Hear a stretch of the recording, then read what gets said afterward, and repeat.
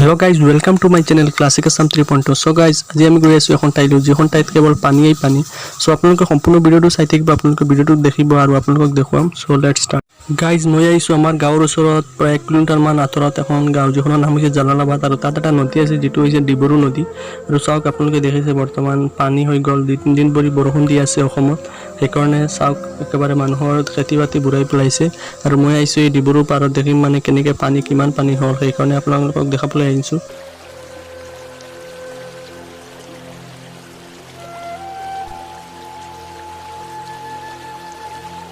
এই প্ৰতি বছৰে অসমত কৃষকসকলৰ লোকচান হৈ থাকে।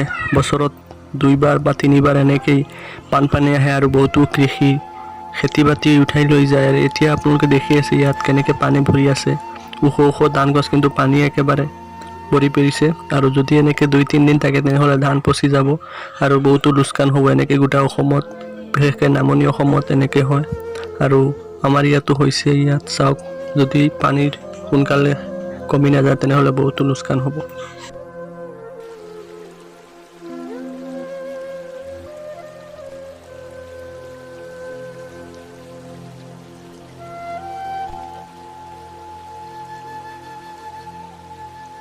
আপোনালোকে দেখি আছে মানে এইটো হৈছে ডিমৰু নদী। এইটো আপোনাৰ এইফালে গৈ হোজাই গৈছে আৰু এইফালে আপোনাৰ ধাৰাঘাট এইফালে আহিছে। তো বৰ্তমান বৰষুণ দি আছে আমাৰ ইয়াত 3-4 দিন ধৰি। সেইকাৰণে বেছি বৰষুণৰ ফলত আপোনাৰ চাওক এইটো ছাইডৰ পাৰ, এইটো পাৰ চাওক, ইয়াত পাৰটো ভাঙি পানী এইফালে ওলোটা গৈ আছে আৰু এইটো ছাইডেদি গৈ আছে। চাওক এইটো নালাটো কেনেকৈ নালা দুয়োটা পাৰ ঘূৰাই দিছে পূৰা পানী। আগতে এবাৰ লৈ আহিছিলোঁ আপোনালোকক, কিন্তু ইমান পানী নাছিলে। আজি চাওক পানীয়েই পানী, সাগৰৰ নিচিনা লাগিছে। চাৰিওফালে পানী পানী পানী পানী পানী। এইটো ৰাস্তা দি মই আহিছোঁ। চাওক খালি এইটো পূৰা ডুবি আছিলে, আজি অলপ কম হৈছে। আপোনালোকক দেখাইছোঁ চাওক। এনেই দেখোঁতে ভাল লাগিছে কিন্তু বহুতো লছ হৈছে মানুহৰ। ইয়াত বহুত লোকচান হয়। ইয়াত বিশেষকৈ নদীৰ পাৰত যিসকল মানুহ থাকে তেখেতৰ লোকচান বেছি হয়। আৰু চাওক ইয়াত বহুতো খেতি বাতি নষ্ট হৈছে। এনেকৈ 2-3 দিন যদি পানী থাকে তেনেহ'লে যিবিলাক মানে খেতিৰ ধান গজি আহিছে এইবিলাক নষ্ট হৈ যাব। আশা কৰোঁ 2-3 দিনৰ ভিতৰত পানীখিনি যাতে গুচি যায়। আৰু চাৰিওফালে এনেকৈ হৈছে, যিসকল বিশেষকৈ নদীৰ পাৰত থাকে সিহঁতৰ এনেকৈ হয়। ইয়াৰ পৰা আপোনাৰ এইটো ছাইডত যিটো দেখিছে এই পানী যে ইয়াৰ পৰা আহিছে, সেই পাৰে আহিছে।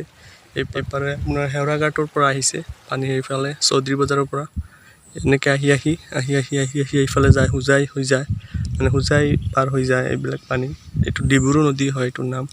আৰু এইটো আপোনালোকক দেখাইছিলোঁ আগৰ ব্লগত। ইয়াৰ এইটো পাৰ হৈছে আপোনাৰ যমুনামুখ, এইটো পাৰত হৈছে লামডিং সমষ্টি, এইটো হৈছে আপোনাৰ ডবলক পৰিছে জেগাটোৰ নাম। আৰু এইটো ছাইড হৈছে জালালাবাদ।